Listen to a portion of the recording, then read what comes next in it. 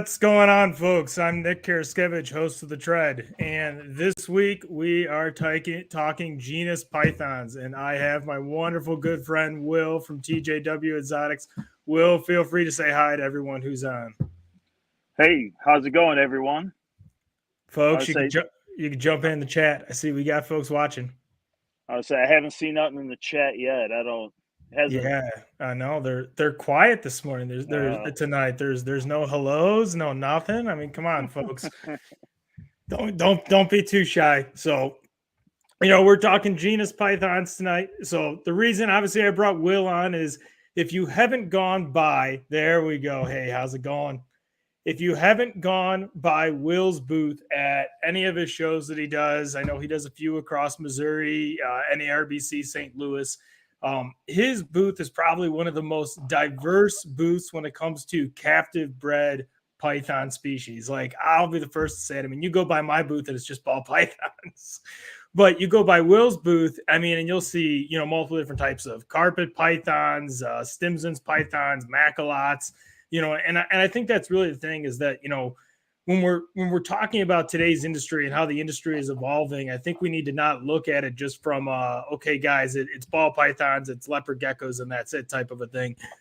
Realistically, I mean, the python genus as it is, I mean, correct me if I'm wrong, Will, but I think, what are we, 28 species or something roughly, I think, python genus? Oh, there's 52. And taxonomy is very fickle. It's not, it's old. It's not, it's kind of, I don't know. There's just so many different kinds of taxonomy or species that people that, some don't believe in like subspecies, some do believe in subspecies, like some people say, well, if they all look pretty much the same, then they must be the same.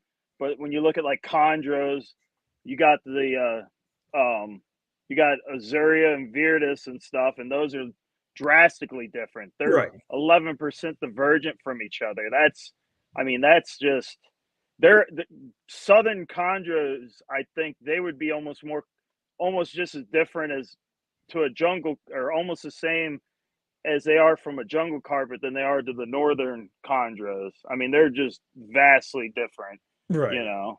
It's pretty remarkable how much something can keep looking the same. Well, it's kind of like that old thing. If with evolution, it's not stupid if it works. So it's gonna keep doing it or keep trudging along, whatever it is that if it's working fine and there's nothing wrong with it. No, exactly. So, I mean, and roughly, I mean, obviously your collection is way more diverse than me. I mean, roughly how many different species of pythons do you think you roughly got across your entire collection? Right now I have 27 or 28, something like that. Holy cow. something. And like I said, it just depends on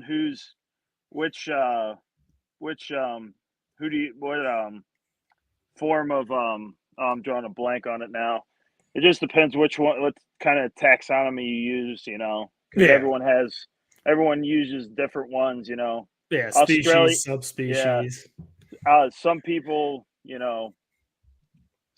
don't, like Australians don't believe in different subspecies of carpets. They're all just carpets to them, and it's like I said, there's just all kinds, but for at least the way I look at it, I got 28 different species, 27, 28. And I guess when we look at those 28 species, I mean, are there, is there a certain, species, across them that you kind of gravitate towards more than others that are like, those are your go-to, your first love or something?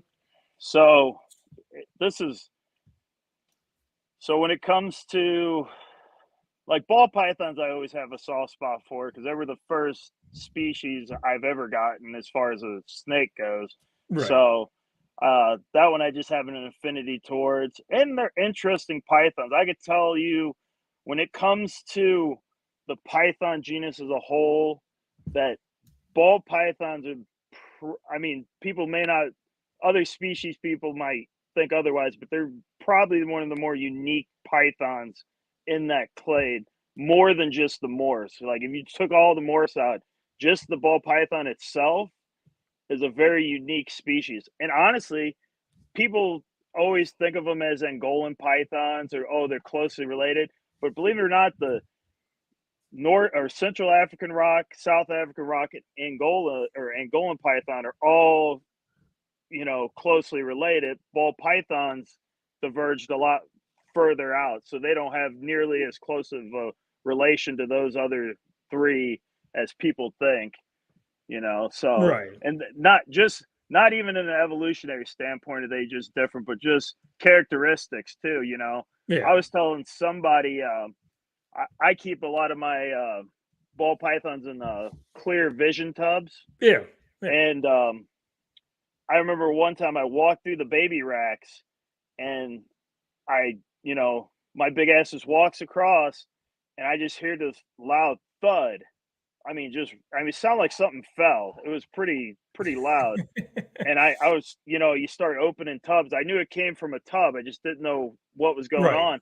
And I pop open the tub where the sound roughly came from. And it was just a ball python just into a ball like an armadillo. This thing sucked into a ball so fast.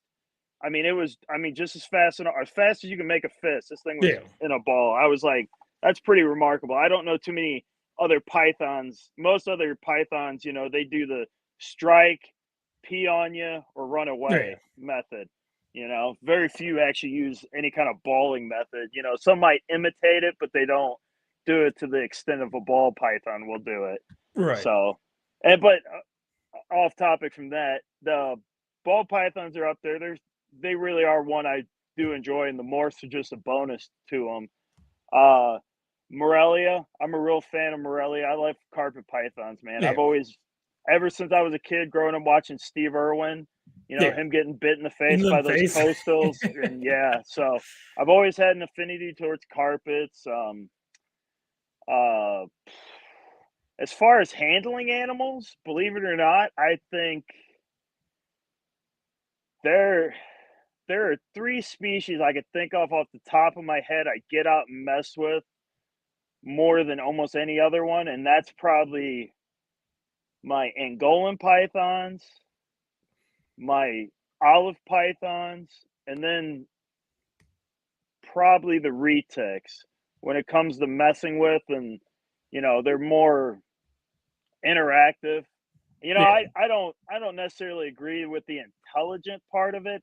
I know it's gonna upset a lot of retic people, but I think that whole that whole notion that the retics are just so much smarter than any other species, I that just sounds like ignorance and not having enough Right. experience with other species, because I can personally tell you an olive python is almost Yeah. almost identical as far as personality. And Some that's people a, might and some that's people exactly what I was going to bring up too as well. some people might argue that, oh, but they always bite and wrap everything you come in con. I go, dude, I've had retics do Yeah. that same thing they describe. Um I've seen retics, tear themselves up, and to me, I that doesn't sound like a sign of intelligence. I think if you're gonna place anything on a level of intelligence, and I'm not gonna say it's like high, but I Yeah. think scrub pythons they're up there. I'll give Yeah. scrub python, and you know with retics too. I think it's not so much that I'm not saying retics are dumb, but I'm just saying they're not the most intelligent. I don't think it's one species more intelligent than another. I think it's an apex predator type Yeah. of deal. So, like if you look at retics, your mainland retics are going to probably be the more intelligent ones, because since the last 100 years, a lot of the tigers have been eliminated, which would have been the apex predators, got eliminated from a lot of those islands outside of Right. Sumatra that a lot of retics are found. And well, they pick up the reign of being the apex predators between them and leopards, depending on whichever islands you're referring to or going Yeah. to talk about. But they would fill that niche of an apex predator. So in my mind, that would be more of a sign of intelligence, is animals that are apex predators in their environment, like olive pythons. Olive pythons in northern and western Australia would generally be considered an apex predator. It kind of depends with dingoes and everything and wild dogs. Right.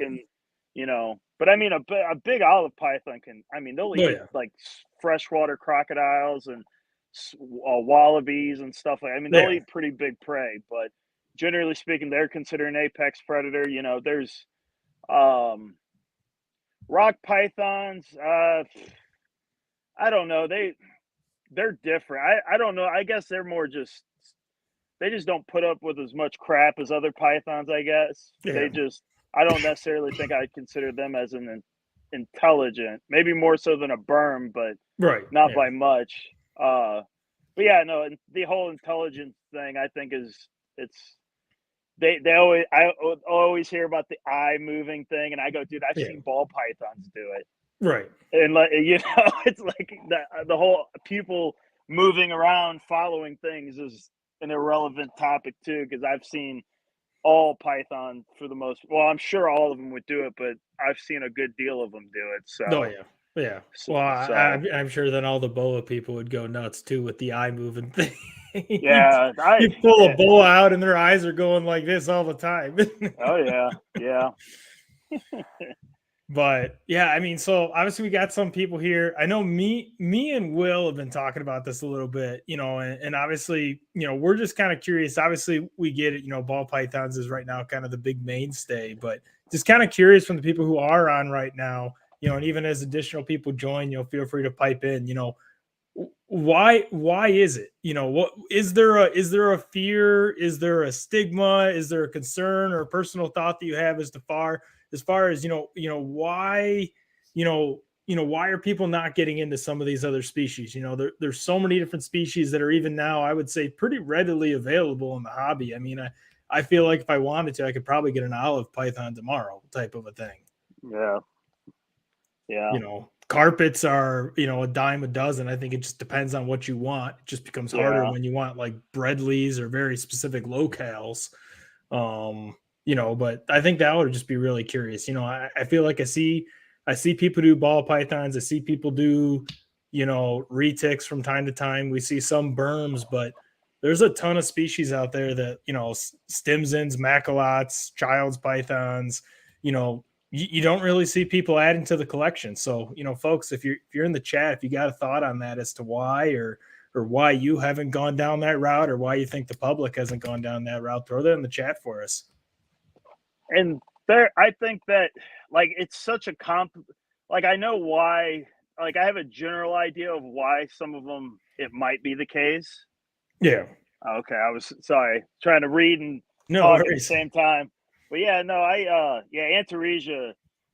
I'll tell you what, if Australia didn't have the strict laws they do, I believe Antaresia they wouldn't replace ball pythons because the thing that keeps ball pythons above most other pythons is just the pattern palette that they can Yeah. have compared to most other pythons. The only ones that really kind of come close is like Burmese python, which obviously is kind of an Right. unrealistic thing for most people, but there's like I said, there's a bunch of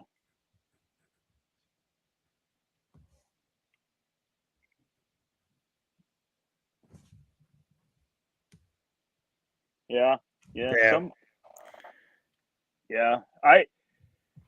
Some I'm seeing it now a little bit more where I'm seeing a lot of ball python people. They either getting out of the industry or they're starting to get other things Yeah. and they're starting to go, I don't know if I like ball pythons and Right. kind of want to dial it back.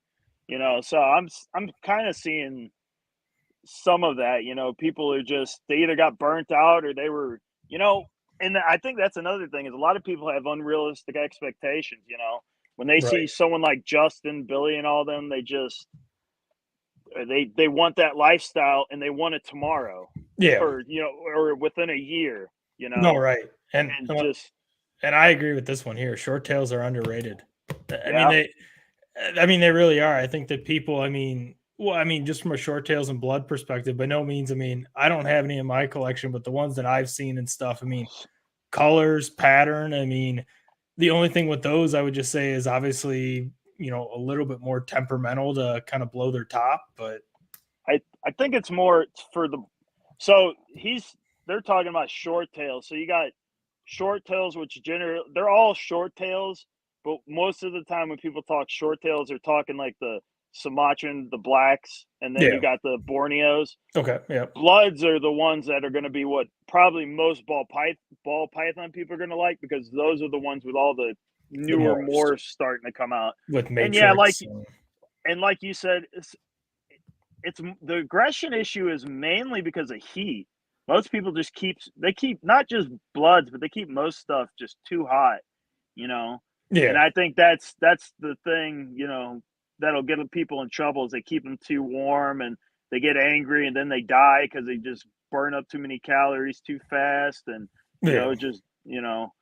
So yeah, I mean, bloods are another one. I like bloods. Bloods are they're a unique species. I mean, they take 60 to 90 days to have their first shed. Right. After they hatch, they're one of the true, like, ball pythons I don't necessarily call like an ambush predator quite the same as like a blood python. Blood pythons are very, I mean, you want to talk about gaboon viper? Yeah. They're very. I had a buddy in South Africa who really wanted to get rhino vipers and gaboons, and I told him, you should look into blood pythons, man. Right. You don't have to worry about the venom and, you know, having a keeper mistake with, you know, that would be not nearly as bad as if you did it with a blood python or something like that. But yeah, I think. Yeah, and then here again with the Anoresia with the genus there. So as far as colors, variety. Yeah, they're small size. Like I said, though, the only downside with the Antaresia that I think like, I love them. I would own them. Shoot, I would own. There's a morph over in the UK called the Pearl Pygmy Python. It's like it's not a pure white because I can see little spots on it. Some of its patterns still, but it's like a white-ish snake, probably almost ivory looking. Right. But yeah, the only problem is they don't have very strong pattern. Yeah. And I think that would be the only real downside. And the issue is with the Antaresia is it would end up like the boa world where you have 3 species. Yeah. And with Antaresia, you have 5 potentially. Okay. One that still hasn't been described yet, but I hear it's in the makings. But you have 5 of them, and they're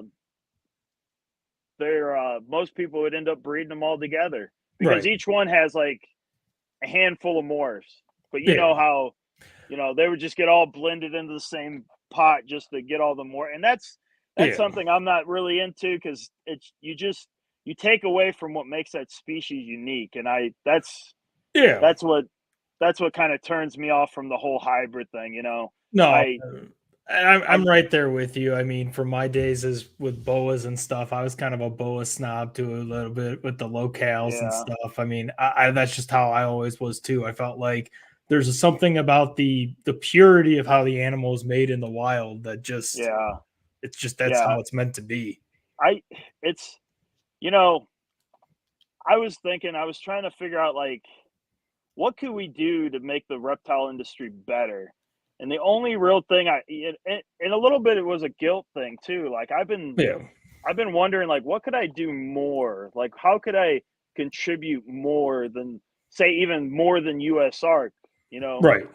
And I was like, you know, we take these animals out of the wild, but we never contribute anything as far as, you know, helping biologists. You know, you'd be surprised how many field biologists, if you just ask to go help them and make a free herp trip out of it, none of them care. You know, they'd be more than willing and happy to have you help them, you know, because they can't hardly get anyone to help. Or donating to any kind of conservation groups or anything, you know.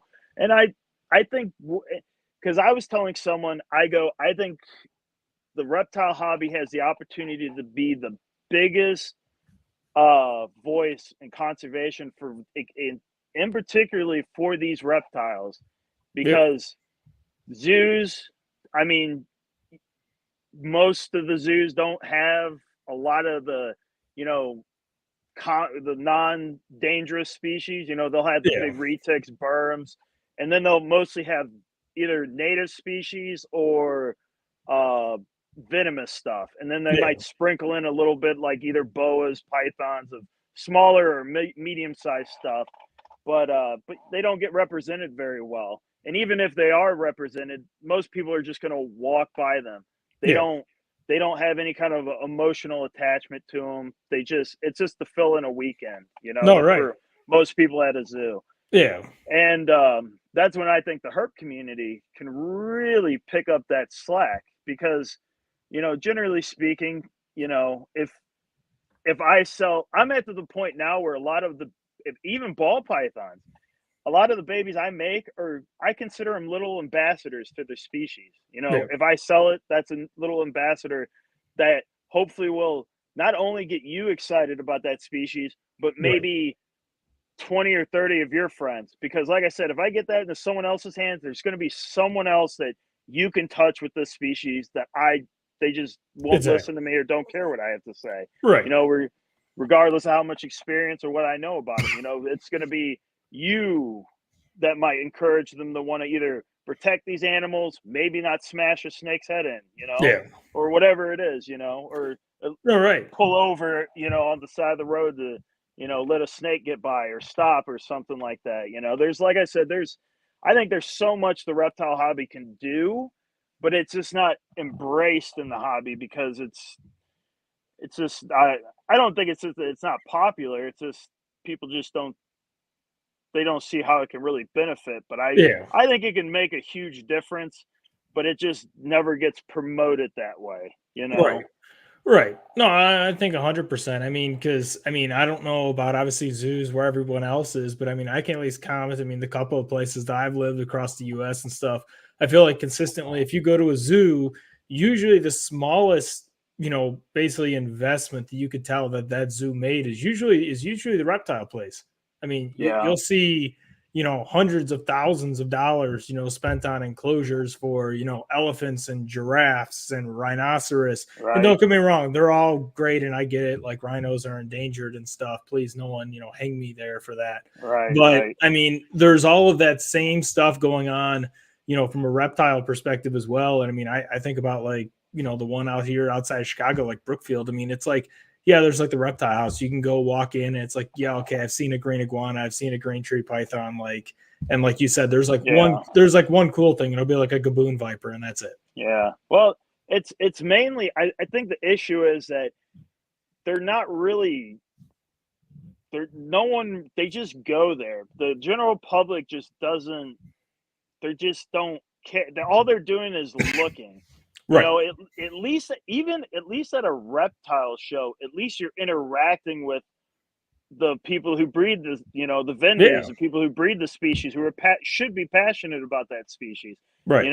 Compared to like most zoos, you almost never see the zookeeper. There's no one interacting with you to get you excited about whatever it is. You got to go to the child or the children's segment of the zoo, and they usually don't hardly have snakes other than a ball python or something you can touch. Yeah. Yeah. So Yeah, no, yeah. I think, that's the thing. Like, I know, like, when Troy was on, similar to what, just get a mention here in the comment. I know when Troy was on from Best Dressed, I mean, right before NARBC, he was saying the same thing. I mean, the shows is a way around the next generation. It's not Yep. always about, how many push through, how many we sell. I mean, yes, we all, to a degree, we're hoping to make sales because we need to like cover things like overhead. Oh, yeah. And they're not cheap to keep. Yep.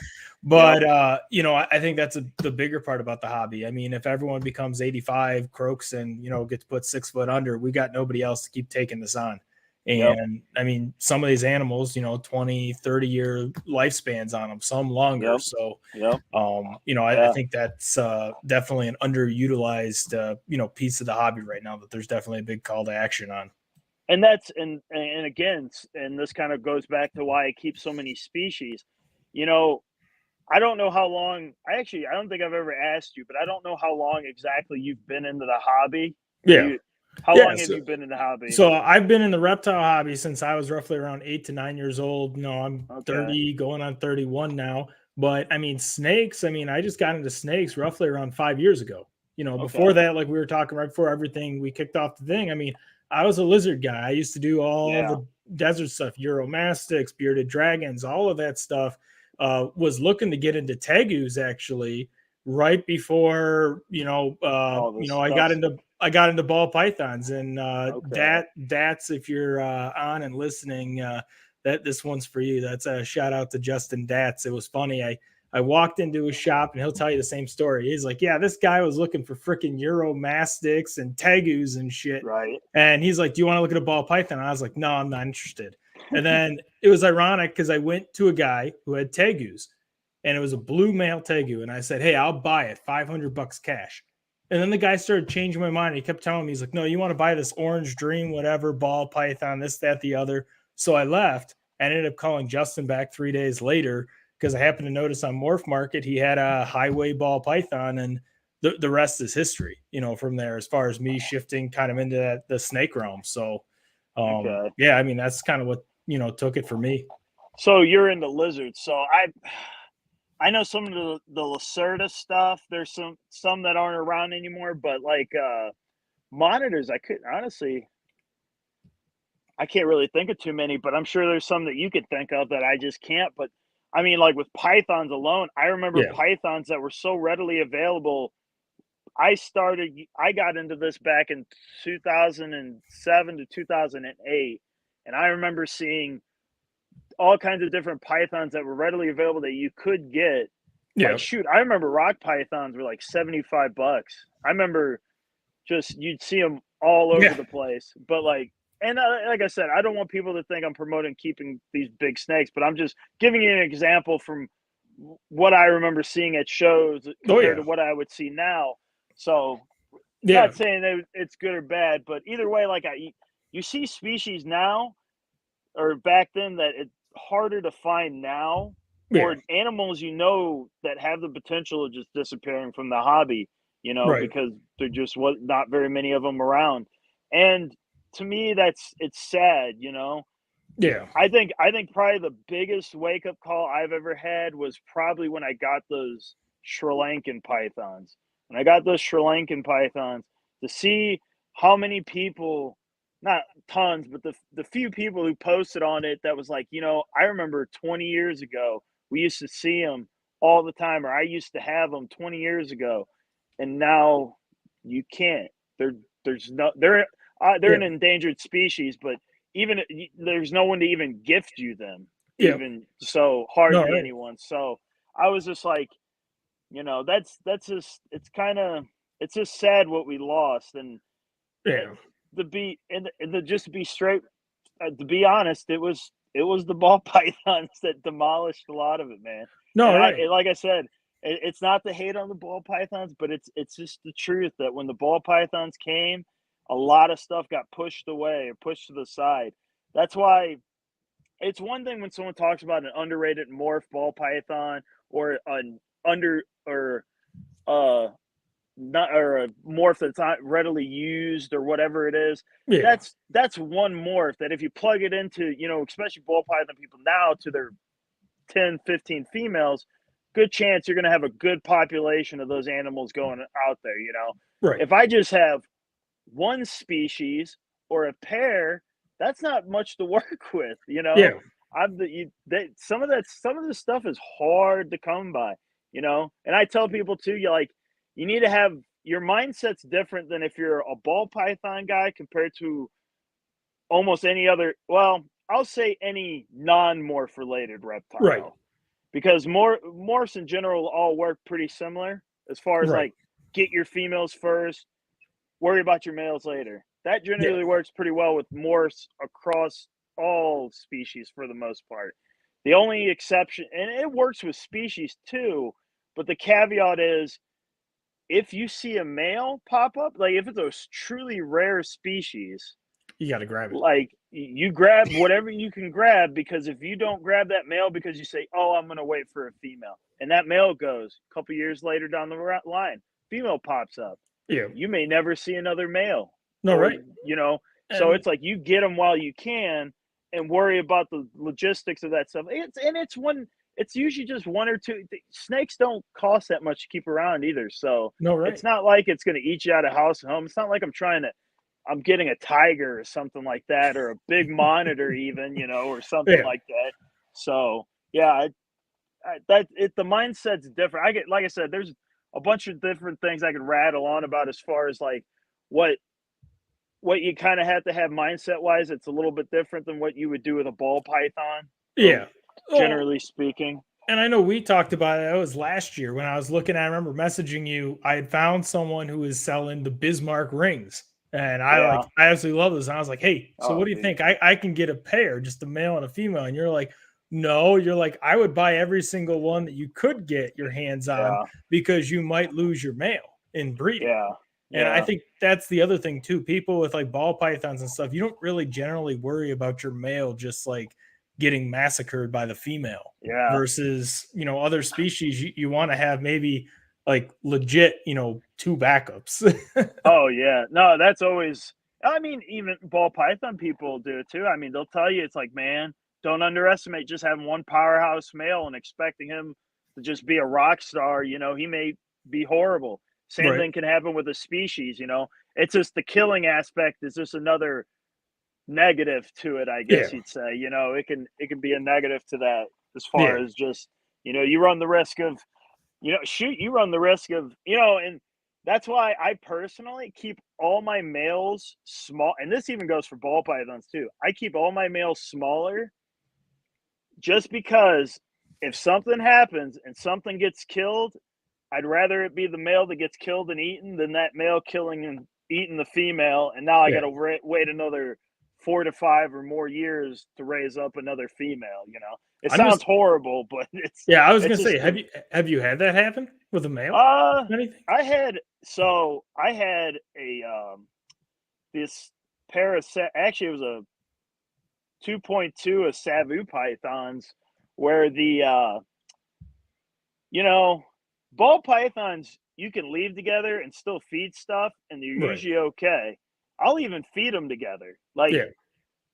even if they wrap the same rat or mouse or whatever it is I'm feeding them, generally speaking, they'll leave it alone. They don't.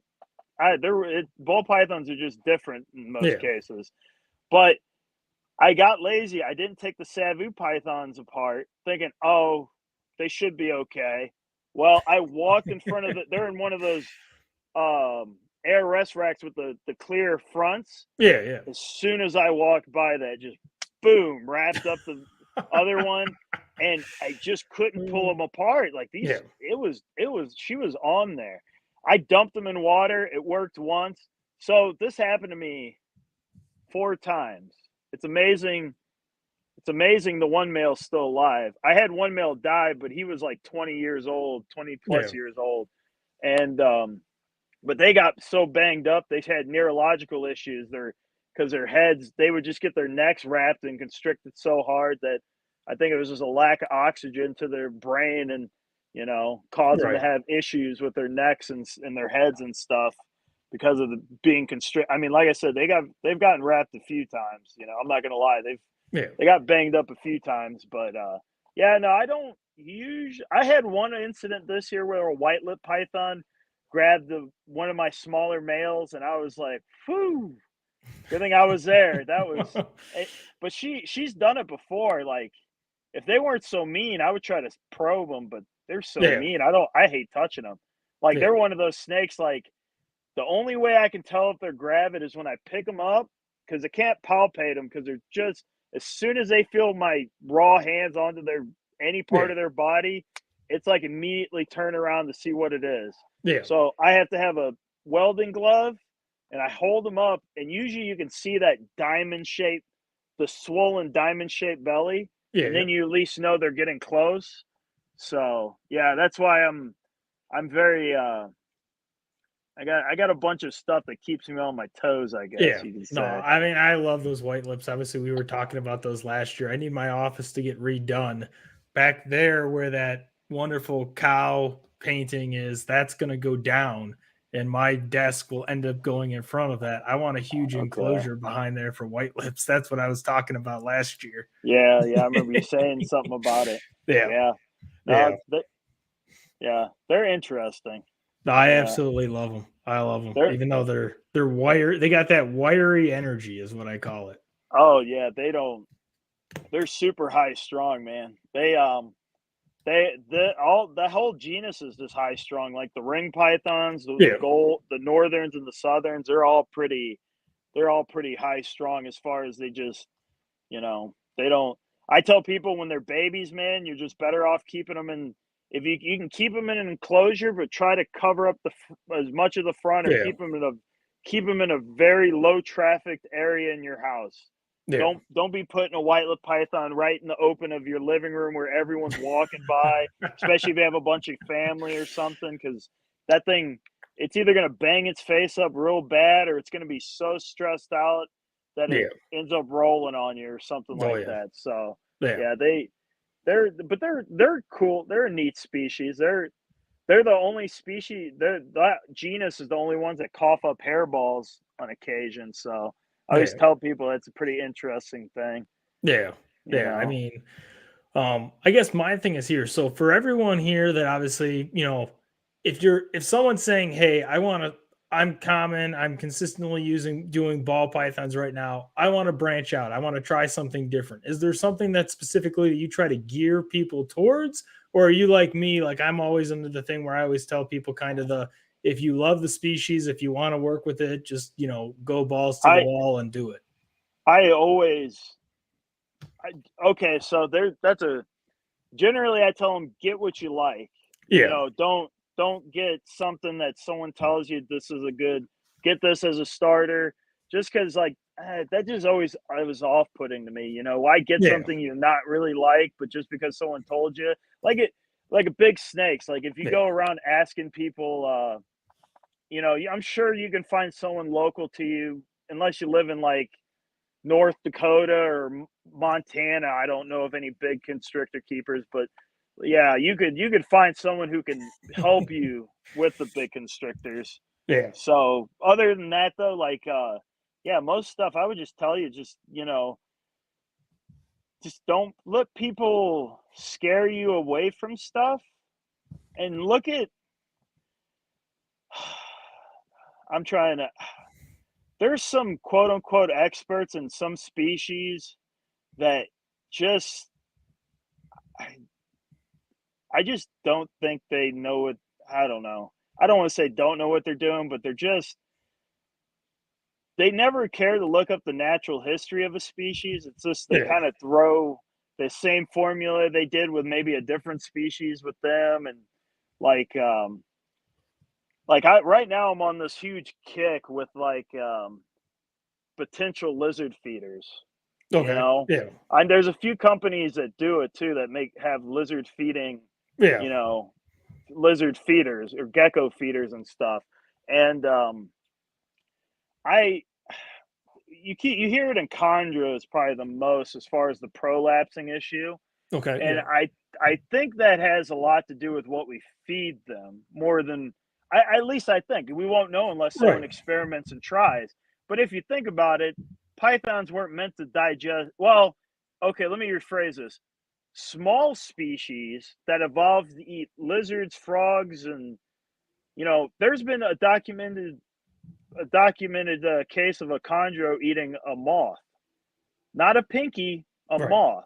There's never been a documented case of them eating a pinky of any small rodent or marsupial or wherever they are, or wherever they're living, as far as small mammals are eating. Yeah. So to me, and what do babies, especially pinky rodents, what do they have a lot of? Milk. Pythons don't digest milk. Milk. Yeah. So I do believe that's what's causing a lot of these prolapses.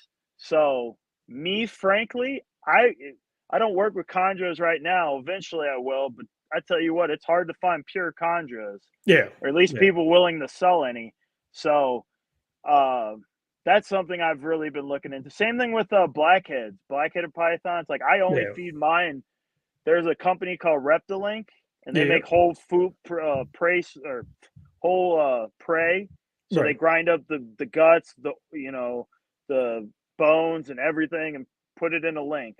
Yep. So I feed mine iguana links, Okay. Yeah. and I just strictly feed them that. I might I might feed them quail. I feed my Woma python a mixture. They kind Okay. of don't Woma as far Woma pythons eat a mixture. They're not as a reptile specialist as the blackheads are, but Yeah. they still eat quite a bit of reptiles in their diet. So I kind of mix up their diet as far as like reptilinks and mammals and birds and stuff like that. But yeah, so that's been something that's been recently on my mind because I keep hearing these a lot of chondro people talking about the issues of prolapsing, and I'm kind of wondering if that's the case. But and I understand it's scary, it's different. It's not the traditional feed a pinky Yeah. or feed a rodent, at least not right away, because most people don't realize too. It's not that these animals will. I mean, you might get a few that just kind of want to stay on rodents a little, or not rodents, lizards a little longer. But most pythons go through that transition where they go from a reptilian diet or amphibian diet, and then switching over to a mammalian diet. Yeah. Almost all pythons, even pygmy pythons, will go from a, a, a strictly reptile diet to a mixture as it gets older. You Yeah. know, No, and that's and just.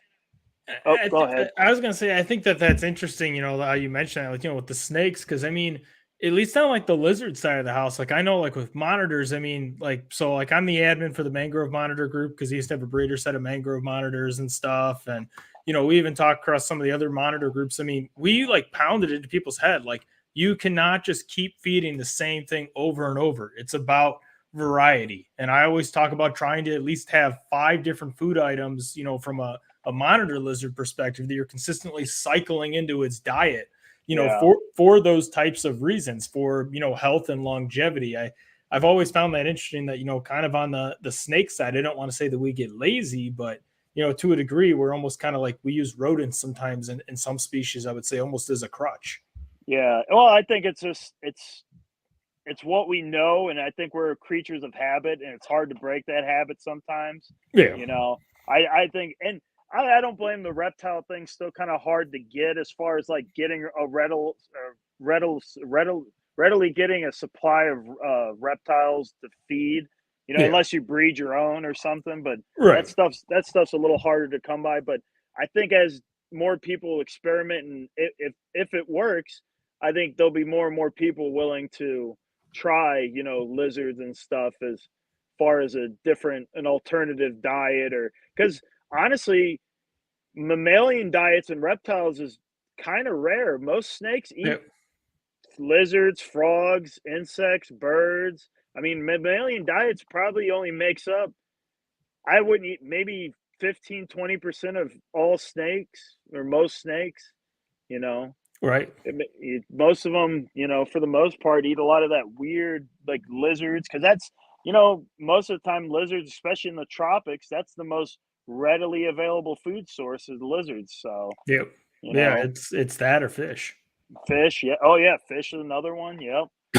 So Yeah, because I can't remember. I know that there was something I was seeing that someone was feeding tilapia to something, or oh, I've some seen type it of fed. python or something like that. I've seen it fed the blackheads, carpet pythons, uh, maybe Woma pythons. I couldn't imagine someone not trying it with a Woma, but I know blackhead and carpets I've seen eat fish. Yeah, Tilapia, goldfish. I've seen them eat or little feeder. Is it goldfish they feed usually? I don't even know, or yeah, I know the something, rosies. Yeah, something like that. So yeah, they like I said, I've gotten a lot more experimental with what I feed. I'm not so much just rodents. I like to feed even ball pythons. I'll feed them. I'm not afraid to feed them quail and all kinds of stuff. right. Whatever they're willing to eat or try to eat. But I don't Yeah, feed my ball pythons like traditional ball python people. yeah, You know, yeah. I know we've talked about that as well. I tell people too. I go, that's another thing, is if you get into some of these other species and you feed them like you feed a ball python, you should be Okay. grateful your ball python is really forgiving Yeah, by telling you I'm not going to eat anymore. So it usually just goes off food. So that's why, yeah, especially with the way rodent prices are, man. I can't believe how yeah, expensive rodents have gotten. And I tell people all the time, man, I would really learn the whole cycle feeding scenario, because God, if you can learn that, you'll save yourself a lot of money and Oh, headache. yeah. Yeah. But Yeah. I think that's a really hard that's another one too. It's kind of like the whole feeding lizards and stuff. It's a habit that we get taught when we're new, and we just don't want to diverge from it or change from Yeah. that path, because it's what we know, and no one wants to change. And I think that's what gets people in trouble when they do want to try something different. If you feed a boa like you feed the ball python in particular, you're gonna just kill it. Yeah. And I've seen some ball python people get absolute. And that's another thing too, man. And this is when I'll dog on the other python species. You guys are horrible at being kind or nice to people. It is just immediately knife to the throat and just cut the jugular open and just leave them out to bleed and just being a Right. complete asshole. You know that what happened to just private message them.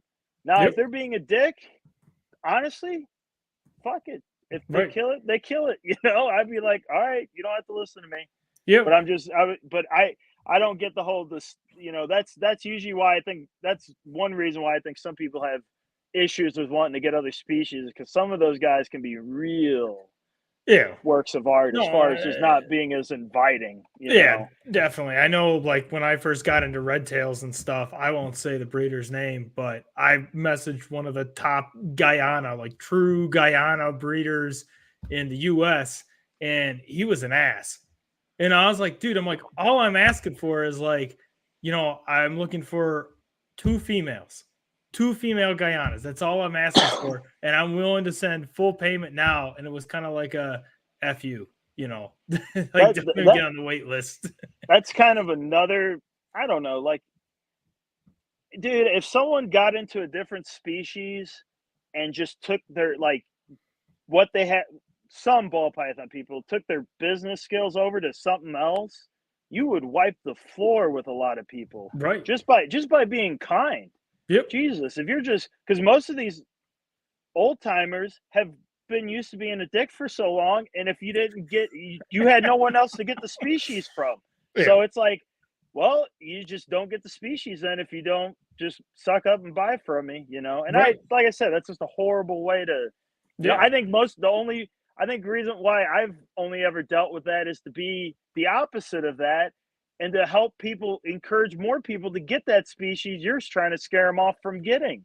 Right. You No, know, I unless think, it's truly not a species I think they're going to do well with. yeah. Sometimes you got to learn to vet people and kind of, you know, some species you almost try to discourage someone Yeah. from buying, and if they're still interested, you're not a dick to them, but you just tell them how it is and what this thing Right. could be a pain. Yeah, I mean, So we've had multiple conversations here now over the last couple of years, obviously about, different Python species that I've started to kind of been thinking about, poking about, wanting to add to the collection. And, me trying to figure out, obviously, is this going to fit? Does this make sense for me type of a thing? And I think, like you said, I mean, there's not many people like yourself. I think when you go across some of these other species that are willing to like either just take the time and talk to you and say, well, like, here's what you need to know, or here's what you need to do, otherwise it's just kind of like you said, it's like, well, you can either buy it and figure it out and screw you, or that's there's such a just not a lot out there. that's such a dangerous mentality. Like those that that I think that is, I don't know if it's a big contributor to it. I'm sure it's not as big as the morphs and ball pythons and stuff, but that had to have been another contributor to it. It's just you scare so many people off from getting something Yeah. that they just, or it's such a, you left such a bad taste in their mouth. They're just like, I don't ever want to deal with that species if those are the people I'm gonna have to deal with on a regular basis. No, right, You know? right. I mean, Eh, the only people I can think of that are non-ball python people that like I know, besides like Sean, where I've talked with him about Lomo pythons from SRS, I've talked about all sorts of things between, the Bismarck rings, the white lips and stuff. The other one I can think of is like Nick Mudden. Man, if you talk about Bredleys with him, I Oh, mean, he'll talk he to you just all. he'll give you so much information that you're like, dude, I've got like a whole encyclopedia now from the past 2 hours. And that's another thing. Like Nick was a guy who really inspired me early on. And when especially when I was getting into carpets again Yeah. heavily. But that's another thing too, is, you can help people and be as genuine, as nice as you can. And most of the time, most people, and I don't fault them. It's like, they can do what they want to do, but most people won't follow a lot of times your recommendations, Right. because it's either so different than from what they know, or from what they might have heard from, or read or seen off YouTube or Googled or whatever it is. So sometimes, a lot of times, they just don't listen to you, and Yeah. it is what it is. Like I said, that doesn't mean you got to be a dick to them, but it's just, most of the time, Right. even just by being, because I know well, why those guys are usually like that. They want to protect their own pockets, Yep. and it's one of those, dude. You don't even have to do that most of the time, and then, like I said, it's a harsh reality. Even if you give them, like, poured your heart out to them of what all about that species, most of the time they probably not going to listen or take it, No. Right. take the advice anyway. So, Right. you know, Yeah. and like I said, I want people to be successful, because the more these like I said, if you're successful with a species, there are going to be people that you can touch and inspire that I don't. They just Yeah. don't connect with me. And the same with you. If you bred that, and a customer decides to breed that species, that's another person that can connect. It's like COVID. It can spread. Right. I can't just be myself, and even, like, say, like, Garrett, with his big following, there's only so many people that like him for who he is, but Right. a lot of his customers can get more people excited about said species or the dwarf Yeah. stuff. But, same kind of thing. So, Yeah. Yeah. and I'm curious. Oh, you can go. I was going to say, I think that's another thing too, man. So I don't know why I've been blowing Garrett pretty hard the last few podcasts I've been on, because I tell people, I go, he just has the most interesting business strategy as far as reptiles go. He does things, he actually unites breeders and pet keepers, like, and Yep. they're all one. Ball pipe, like, and this is nothing against, like, Justin, Ozzy, and Miguel, and all them Right. being the bigger guy, even us, for the Yeah. most part, but we don't connect the two. They just, for whatever reason, they just don't connect. Like, Yeah. they just don't care, or they just don't, maybe it's because the only thing I could think of the reason why is because a ball python guy is on this tier, and then usually the people who are getting ball pythons or pets are literally just novice who've never had Right. anything else before, so that might be why, because most people who get retics are people who are snake people, Serious. Yeah. that already kind of have a grasp of what they're doing and talking about to an extent, Right. you know Yeah. so Yeah. No, definitely. yeah. I think that's part of it. I mean, I think for me at least, that's part of the reason why I know, like, some of the other species, and, like, with monitors and stuff, that's why I always liked it, is just with some asterisk, because there are still some people who go buy, the first wild caught monitor that they see in the store all the time. Of That's the course, downside. right. But that's part of the reason why with lizards, I started shifting over to that, because I was tired of people with the same, like, just people who are just novice. Well, I just spent, $100 on this, and this is what it is, versus a monitor. If you're going to drop a few $1,000s on it, like, that person's going to be serious. I mean, I don't know. I don't know that many people that can just piss away $5,000, $3,000, $2,000 on a monitor, but Yeah, maybe there are. there if there are, you put your hear name in the chat. I've heard of people doing it with ball pythons years ago. I don't hear it so much now, but Yeah, mean, you used to hear about. Like, shoot, even that. I remember that kid. He was a breeder too. I've heard of doctors and lawyers yep, buying $10,000 snakes for their kid. yep, yeah, So I mean, it's far. It doesn't happen often, but I've heard about it a few times with the ball, or at least with ball pythons and stuff. Usually, no, there's right, not too. Bull and I'm seeing it now, because Bull and is probably literally the only at least within the last 15 or I I'd say at least 15 or 18 years, where a species demanded that kind of price. That yeah, stuff hasn't been seen since, like, Bredl's pythons were new, pygmy pythons and golem pythons were new. When those species were new to the market, they used to demand maybe not quite those prices, but very similar prices. Yeah. Blackhead, even Womas at one point were like that, Right. when they were new. I mean, so all these, it's just weird that Bolins have been in the hobby as long as any of them, but they just now, they've always been somewhat expensive, but then now for whatever reason, everyone wants a Bolin's python. Yeah. Well, I think part of it is because of some influencers that have. Oh, that drives me nuts. Same thing with it's the same thing with the chondro community or chondros too, man. People see these guys getting chondros, and I'm like, dude, there's so much out there.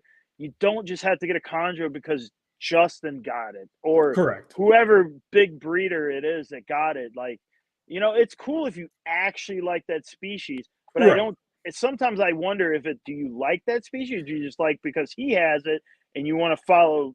You want to do what he's doing with ball pythons, and you just want to follow his trend. Yeah, and we've talked about it. I mean, I always talk about it. I kind of call it to a degree the pyramid scheme, unfortunately, that comes with ball pythons. People chase those few guys at the top of the pyramid thinking that they're next, hoping that eventually they'll get up the blocks. And, I think it still goes back. I mean, I say it all the time. I know other people here, are going to say the same thing probably in the chat. But I mean, I'm a big believer in there's no, even if you look at it from a business sense, if you want to look at any species from a business sense, there's no business that becomes the next big thing by following somebody else. 100%. I'm sorry. Everyone thought Steve Jobs was nuts. Everyone at IBM told Larry Ellison that he was an idiot and he would fail and he'd go bankrupt. Last I checked, he's, multi-billionaire, owns a Hawaiian island.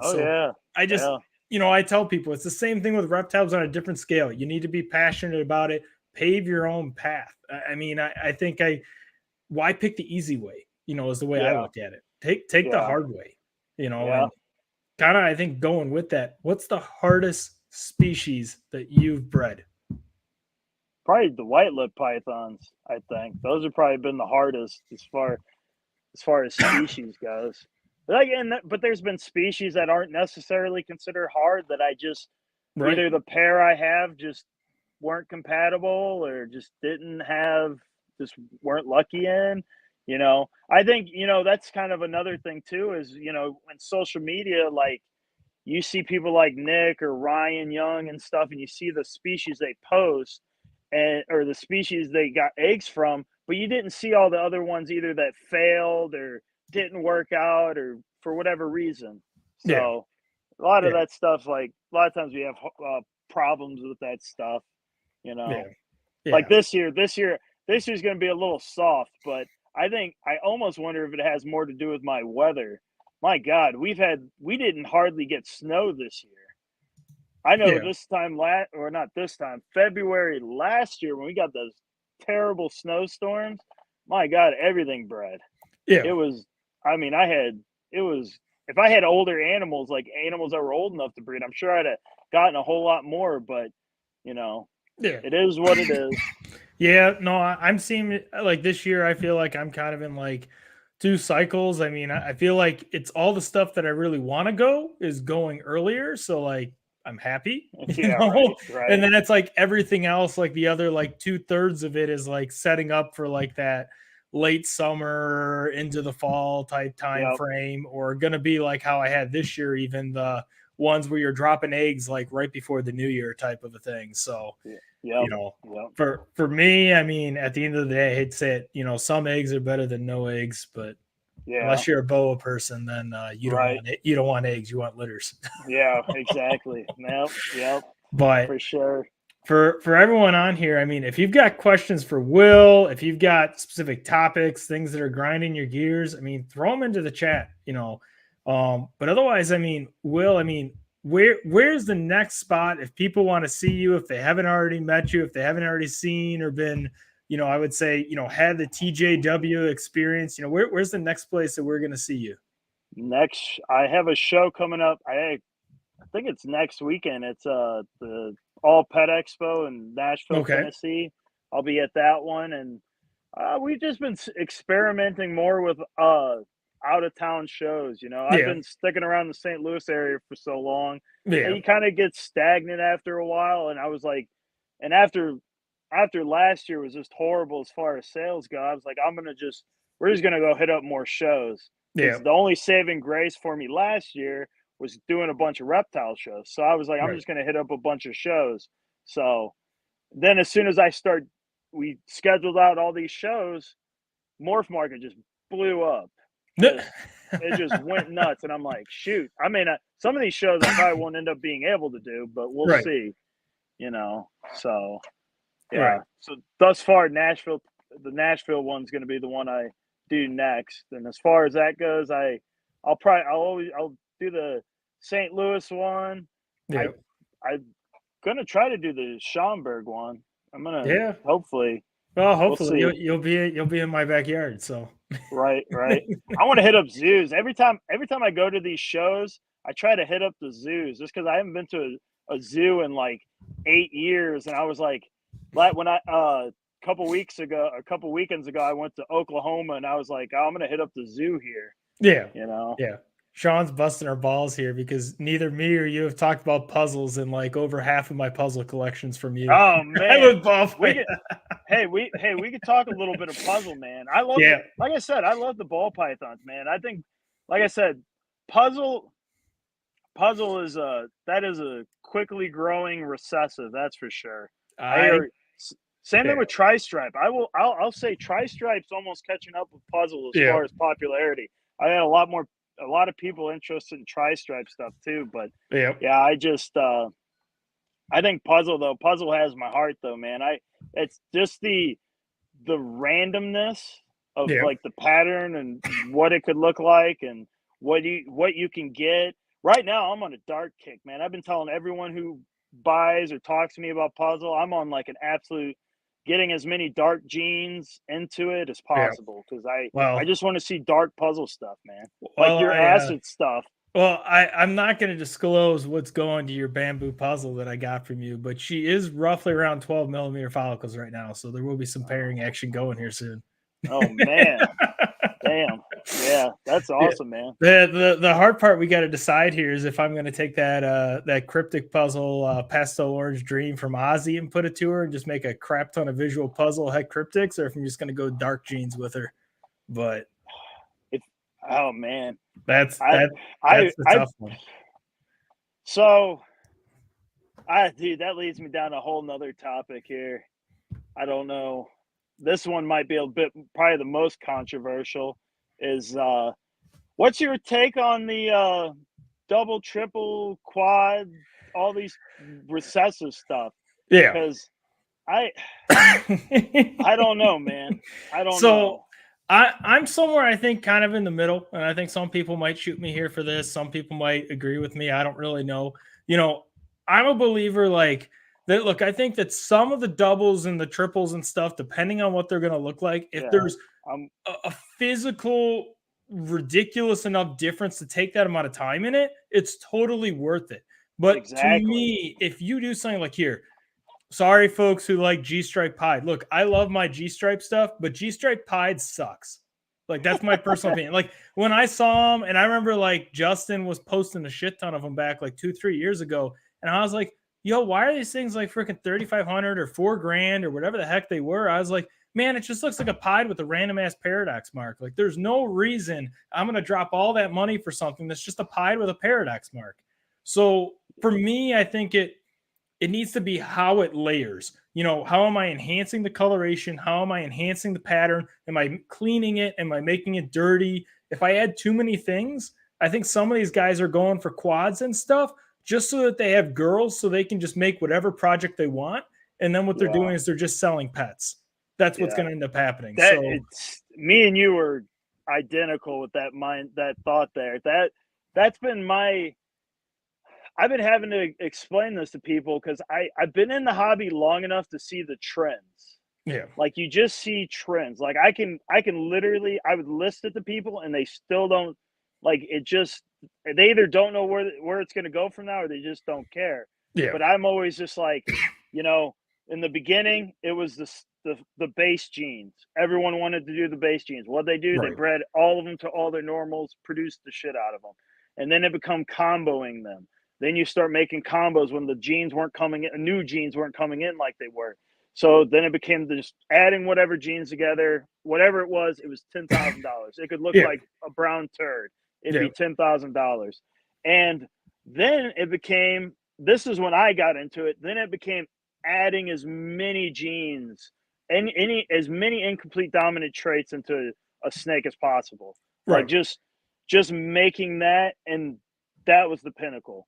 Well, then after that, it switched. It was Justin that made that switch essentially, and then boom, it became recessives again. Recessives took the hold for a while, and then became doubles, and now it's adding. It just keeps going.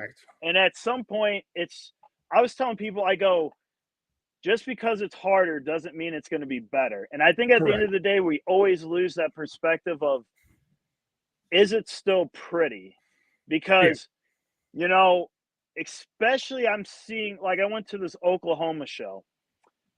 I love brown snakes. Don't get me wrong. I am a huge brown and black guy. I love that. That's probably some of my favorite colors in snakes for some reason.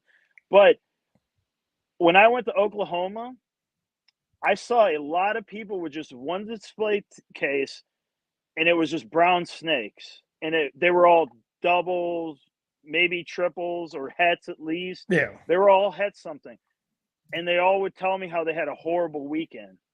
And then it's just like I feel like we're just trembling back to what we were back in 2010 when it was just add as many genes as you can to it.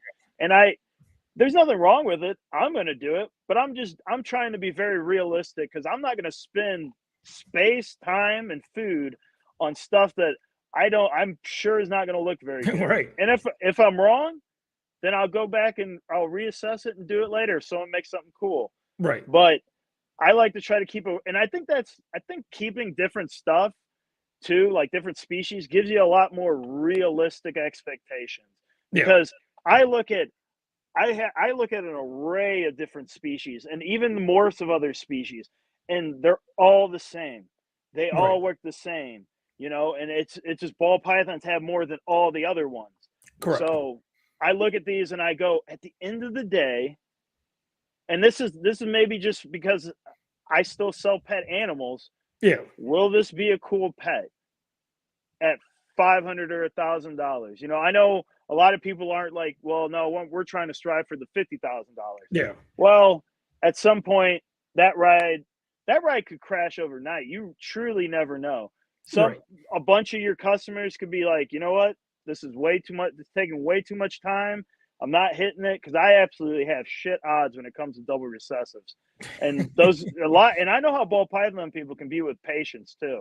Yeah. And some of them can be cheap asses also. So that doesn't help if you're not patient and you're a cheap ass. Yeah. So they're going to just be like, you know what? No, not going to do this. It's way too much work. Not getting what I want out of it. I'm done. You know, and I think, so I wonder, will this not crash, but will something else take over?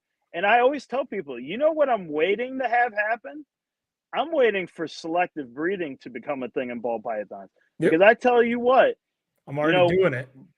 Well, see, and this is the funny part. Ball python people scoff at it right now, but until someone shows them something really cool, they're going to keep scoffing at it till it's really cool. So I try not to, you know, make this grand, you know, prediction that selective breeding is going to be a thing. But I tell people, if something dries up, like the double or triple quad recessive stuff, you know, people just, it either all starting to look the same, or it's just patternless bright orange snakes.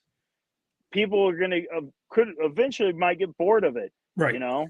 So like I said, and I've been right there with you. I mean, I think like you said, I mean, certain morphs, I mean, like, look, I mean, Desert Ghost, when it first came out, obviously it was for so long, and now you see a lot of it. I mean, there are a lot of people always wanted, I need Desert Ghost girls, I need Desert Ghost girls, I need Desert Ghost girls. And what? There were 5 on Morph Market, you know, earlier on. Now there's, you know, I don't know, at least 20, 30 plus up there just in the US that are just sitting. Really? I Yeah, haven't followed, so I I have no mean, so idea. I take it and look. I love me some Desert Ghost, and I mean, I put it into combos. Obviously, I got the DG Pied project. I've got DG Cryptic Puzzle project. So, like, I mean, I can't Yeah. say that I'm not a buyer in that space, but to a degree, like you said, I mean, there's so much. I know some people say, "Oh, it changes." I'm like, no, to a degree, it's a black and yellow snake, guys.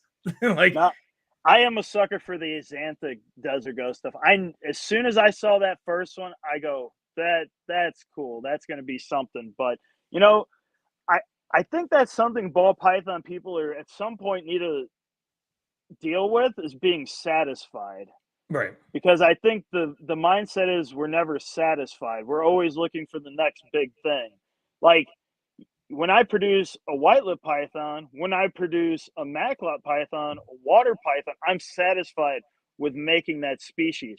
To yeah, see the whole reproductive process in action is interesting to me, And honestly, it makes me appreciate that female more. The fact she feels comfortable enough to reproduce in my correct, care. So to me, there's so many different layers, and I think it would help people from getting burnt out or getting bored. I think that's yeah, another thing is people just get bored easy. And I go, there's so much to this industry to take in consideration and to be interested in.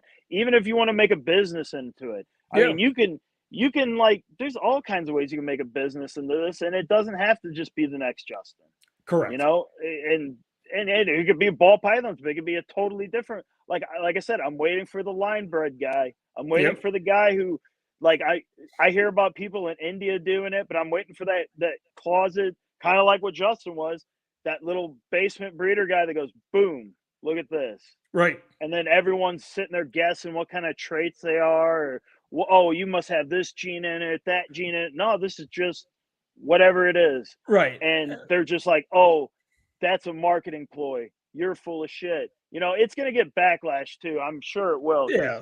No, and for for people, because when you talk about selective breeding, and the one thing I will say, it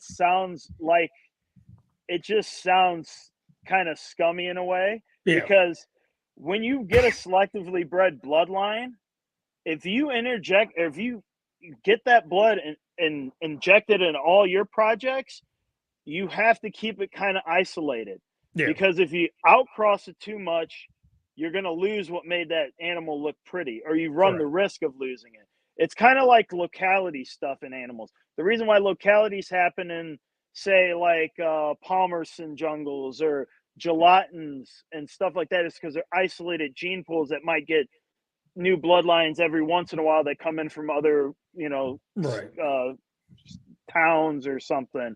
So that's why they look the way they look. Yeah. So, and that's why I think that's the one downside I think with selective breeding. If you had to do it, is that's a whole nother thing ball python people would have to learn.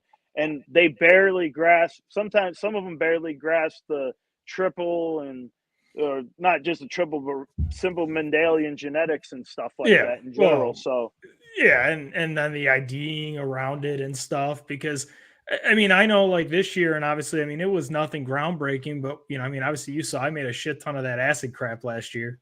see, And something like that. That is pretty.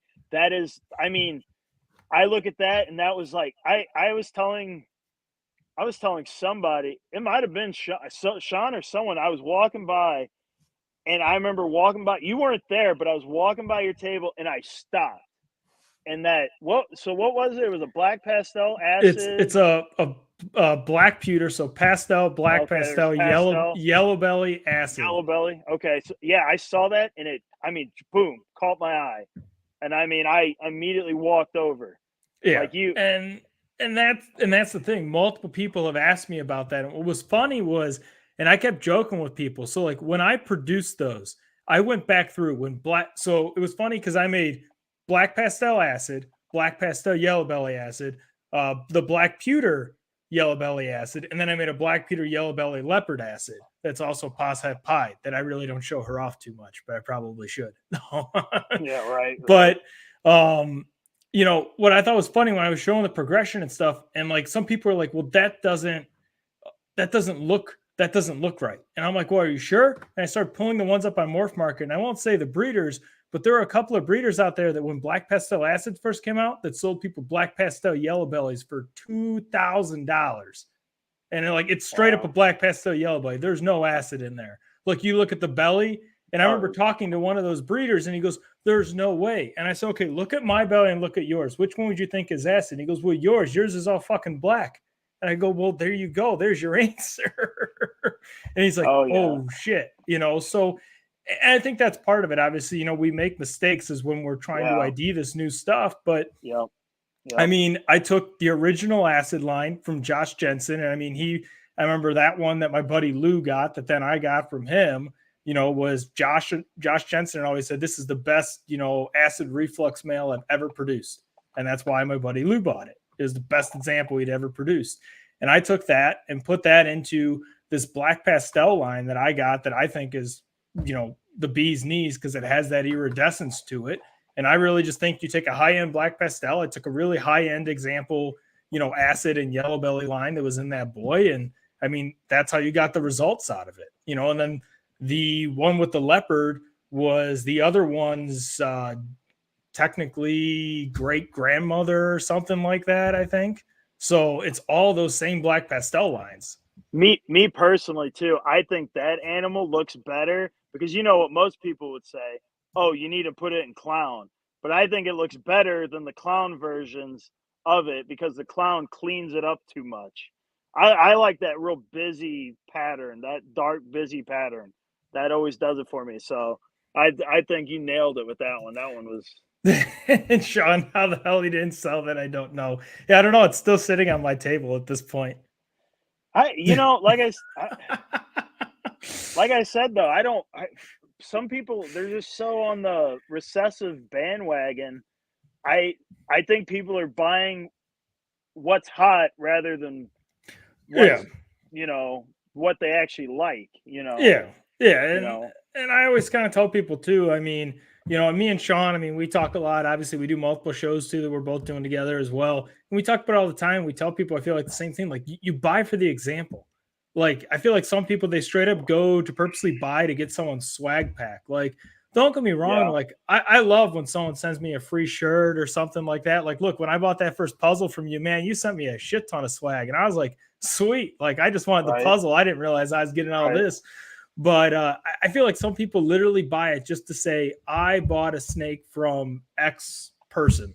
Yeah, right. Versus me, I'm like, I really don't care who your name is. I'm looking for the best example. As long as it comes in, it's healthy, it eats, it poops, it sheds, it does what it's supposed to do. I mean, yeah. I like a lot of, like, when it comes to species keepers, dude, I follow so many people who might just keep a pair of that species. Like with Black Phase White Lips or the Southerns, Lisa, she's a lady out in California, and she's consecutively bred those 2 years in a row. And I'm just like, man, I mean, that's the kind of stuff I'm into, is the people who are die hard in what they do, rather than the guy with the biggest social media following, the biggest YouTube or whatever it is. Most of them I still follow. Don't get me wrong. I still think a lot of them make cool stuff, but there's so many people out there. I don't get the whole, I only follow them if they are someone or something, Dude, I follow people who keep ball pythons in naturalistic enclosures, man. Like I said, I don't discriminate. I think it's all good for the hobby. No, right. And I think it's just like, everyone has their own methods and whatnot. And I think, that's something I think that we can learn, I think, from other industries. Like, so I grew up around like equine and stuff like that. I mean, not everyone can go breed, 50 plus horses a year. Like not everyone has stables like that. But there are some breeders that breed some really high end, Tennessee Walkers and paints and stuff that, they only have, 2-3 pairs, in sets to be able to go with. But you're going to go grab one from there because that roping horse that's going to come out is, that's going to be the bee's knees. And 9 times out of 10, even though that horse probably scores better or something at a show, you still probably get it for cheaper than the person with the big name, and I think that's kind of the funny thing to it all. we've gotten so commercialized in the reptile side that, all of these things, but between passing over different species in the genus that are just as cool, if not cooler, to passing over, basically a better quality animal just to get somebody else's logo on the back of a t-shirt. Right. Yep. That's how I feel. Like I said, if there was some of the species that are gaining popularity, I think it's not that I don't think they should have, like we were talking about the Bolins and the green pythons and all them. It's not that I don't think they're cool, but they're certainly not for someone that has a ball python mindset that feeds them every week or bi-weekly, and you end up killing the animal because you get it way too fat or way too big. And there's so many other species you could have gotten that could have handled that ball python feeding mentality a bit better, but you chose to do it because the big guy did it. The bigger name did it. And I'm just, like I said, it's one of those, though, it's some people got to learn the hard way.